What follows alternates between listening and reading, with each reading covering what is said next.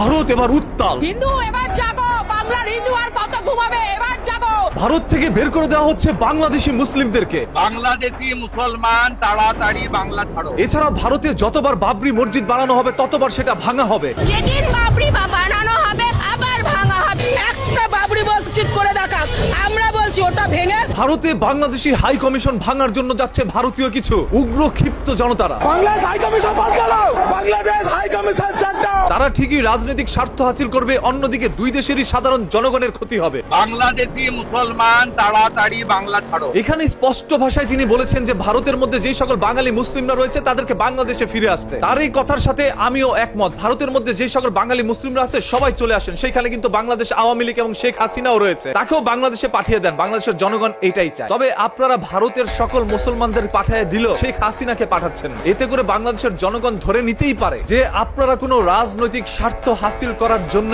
এই ধরনের চক্রান্তগুলো করছেন। এই সম্পূর্ণ ঘটনার মোড়টা হয়েছে বাংলাদেশের একটি ঘটনাকে কেন্দ্র করে, যেখানে ময়মনসিংহের দীপুর চন্দ্র দাস নামে একজনের জীবন নির্মমভাবে কেড়ে নেওয়া হয়। দোষ দেওয়া হয় তিনি আমাদের মুসলমান ধর্মকে নিয়ে কটূক্তি করেছেন। তবে সাথে সাথে আইন শৃঙ্খলা বাহিনী আবার এটা জানায় দীপু চন্দ্র দাস এরকম কোনো কাজ করেইনি, তাকে পরিকল্পিতভাবে দুনিয়া থেকে সরানো হয়েছে। একজন মানুষ ধরেন আমাদের ধর্ম নিয়ে কটূক্তি করেছে, এই জন্য বাংলাদেশের আইন রয়েছে, তাকে আইনের হাতে তুলে দেয়। একজন মানুষকে জনসম্মুখে এইভাবে আপনি জীবন কেড়ে নিতে পারেন না। আমার কোরআন তো এইভাবে আপনাদেরকে নির্দেশ করে নাই। তাহলে এই কাজগুলো কারা করেছে? এই চক্রান্তর সাথে কারা জড়িত? কারা চাচ্ছে বাংলাদেশটাকে অস্থিতিশীল করতে? কাদের রয়েছে এখানে রাজনৈতিক ফায়দা, যেটাকে কায়দা করে গিয়েছে এই দীপু দাসের সুন্দর একটি জীবন? ঘটনাটা স্পষ্ট, এখানে সম্পূর্ণ রাজনৈতিক চাপ। দীপুর জীবন যাবে, অন্যদিকে ভারত থেকে হিন্দুবাদীরা এইভাবে বাংলাদেশের দূতাবাসের প্রতি আক্রমণ করবে। দুই দেশের একটি সুন্দর সম্পর্ক তারা ধূলিসাৎ করে দিবে। এই সুন্দর চক্রান্তগুলো যে পরিকল্পিত সেটা এখন স্পষ্ট। বাংলাদেশে চলে যা, ওরা জামা বাংলাদেশের হাওয়া এখানে ঢুকাতে চায়। দেখেন ভারতের মধ্যে যে সকল সাধারণ জনগণ রয়েছেন তারা আমাদের ভাই, তারাও আমাদেরকে ভাই মনে করে। আমার ভিডিওর অধিকাংশ মানুষ ভারতের আসাম থেকে দেখে। এছাড়াও ভারতের নাগরিকরা কিন্তু দেখেছে অতীতে আমাদের বাংলাদেশের মধ্যে মুসলিমরা তাদের মন্দির পাহারা দিয়েছে।